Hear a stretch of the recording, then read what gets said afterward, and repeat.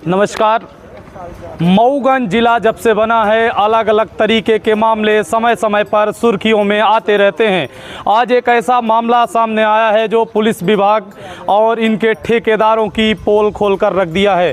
पूरा मामला नवीन मऊगंज जिले से सामने आया है, जहां एनडीपीएस के आरोपी के साथ मुकदमा में संशोधन करवाने के नाम पे 25,000 रुपये की ठगी करने का मामला प्रकाश में आया है, जिसमें पहाड़ी गांव निवासी ने बताया कि हम जब एनडीपीएस के आरोप में जेल में चले गए, इसके बाद हमारे पिताजी के द्वारा मऊगंज में इलेक्ट्रॉनिक दुकान संचालित करने वाले व्यक्ति ने 25,000 रुपये लिए और बोला कि हम उस समय के तत्कालिक एसडीओपी नवीन दुबे के स्टोनो हैं और आपका पूरा मुकदमा सेटलमेंट करवा देंगे।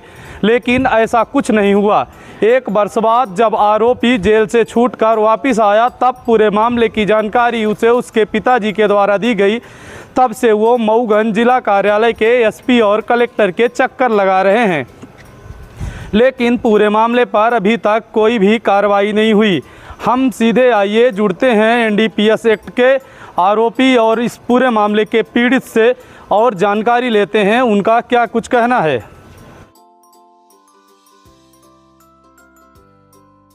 ये है कि मैं 2022 में एनडीपीएस के केस में फंस गया था। नई गढ़ी पुलिस द्वारा 24 घंटे हमको थाने में रखा गया। उस समय हमारे पिताजी इधर उधर भटक रहे थे कि कहीं से भी छूट जाएं। उनके चक्कर में एक छिपिया के दया शंकर तिवारी हैं, लाइट की दुकान खोल रखे हैं मऊगंज में। तो पिताजी का संपर्क उनसे हुआ।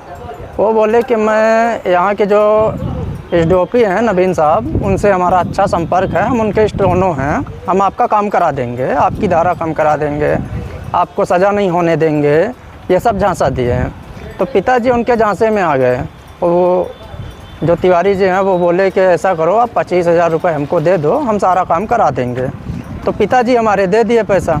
कहाँ दिए थे पैसा? नगद दिए थे, हाथ में दिए थे, थाने के पीछे जाकर दिए थे। हमारे पिताजी थे और एक चाचा का लड़का था, वो दोनों आदमी जाके पैसा दे दिए। इसके बाद हमें जेल भेज दिया गया, रीवा जेल भेज दिया गया। तो मैं जेल में 1 साल जेल काट के आया। जब जेल काट के आया तो मुझे पता चला पिताजी द्वारा कि हम दया शंकर तिवारी को पैसा दे दिए हैं और कुछ हुआ भी नहीं। तो हमने कहा ठीक है, अपना पैसा वापस लें। तो पैसा वापस लेने के लिए हम मऊगंज लाइट हाउस में आए, जहाँ उनकी दुकान है। तो उनसे बोले कि आप पैसा करो कि हमारा काम हुआ नहीं है, तो हमको पैसा हमारा वापस कर दो। किस काम के लिए आप पैसा दिए? पैसा वो बोले कि हम केस कम करा देंगे, आपके ऊपर कोई धाराएं नहीं लगेंगी, आप जेल नहीं जाओगे। इसके लिए वो पैसा लिए थे। बोले हमारा एसडीओपी से आपसे अच्छा संपर्क है। दोबारा पैसे की मांग की उनसे? हाँ, पैसा मांगने हम उनके दुकान गए थे। क्या बोले? तो दुकान पे वो बोले कि थोड़ा सा रुक जाओ, मैं एसडीओपी साहब से बात करता हूँ, बात करके आपको बताता हूँ। हमारे खड़े रहने पे ही वो फ़ोन लगाए, जो कि वीडियो में भी दिख रहा है। किसको फ़ोन किए? अब वो एसडीओपी साहब को किए, किसको किए ये तो नहीं मालूम मुझे। वो बात किए, बात करने के बाद बोले ऐसा करो, 3-4 दिन में हम आपका पैसा वापस कर देंगे। तो मैं 6 दिन उनका इंतज़ार किया। इसके बाद उनको दोबारा से फ़ोन किया, बोला भैया हमारा पैसा वापस कर दो। तो बोले ऐसा है कि 1 हफ्ते का और टाइम दे दो। फिर हम 1 हफ्ते का टाइम दे दिए। ऐसा करते करते पूरा महीना गुजर गया। जब वो पैसा नहीं दिए तो हम आके कलेक्टर ऑफिस में एक आवेदन दिए, जन सुनवाई में आवेदन दिए। हमको 11 महीने हो गया, बीच में कोई सुनवाई नहीं हुई। तो हम दोबारा आवेदन दिए, फिर भी कोई सुनवाई नहीं हुई। कभी वरिष्ठ अधिकारियों से मुलाकात? हाँ, एसपी साहब से मुलाकात हुई थी एक बार। वो बोले कि आपका जो ये पूरा प्रकरण है वो पुराना हो चुका है। एसपी साहब से हुई थी?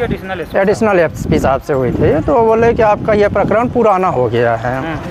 तो पुराना हो गया तो इसकी जांच की जाए, तब तो पता चलेगा। अभी हमारा केस तो ख़त्म नहीं हुआ है, केस तो हमारा चल रहा है। तो हम उनसे ये अपील करते हैं कि उनका कॉल डिटेल निकाली जाए, उसमें कुछ निराकरण किया जाए। तो उनके तरफ से अब कोई जवाब ही नहीं मिल रहा है।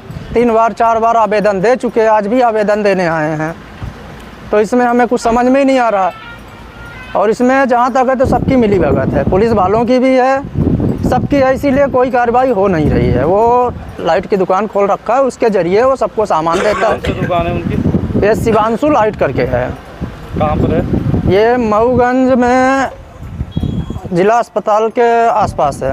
आपने भी सुना उनका जिस प्रकार से बताना है कि पुलिस के एजेंट बनकर किसी व्यक्ति ने ठगी की, निश्चित तौर पर पूरे मामले की शिकायत जब मऊगंज के जिम्मेदार अधिकारियों से की गई तो मामले की जांच कर उन पर कार्रवाई करनी चाहिए।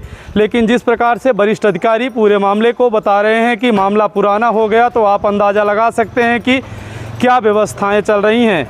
आप समझ सकते हैं ये कोई पहला मामला नहीं है, इसके पहले भी कई मामले प्रकाश में आ चुके हैं जहां अधिकारियों को खुद का करीबी बताकर और इस तरीके का लेन देन के मामले प्रकाश में आते रहते हैं। अब यह मामला प्रकाशित होने के बाद देखना होगा कि जिम्मेदार पूरे मामले पर कब तक संज्ञान लेते हैं और न्याय मिल पाता है। जब तक आप देखते रहिए जय न्यूज़। बहुत बहुत धन्यवाद।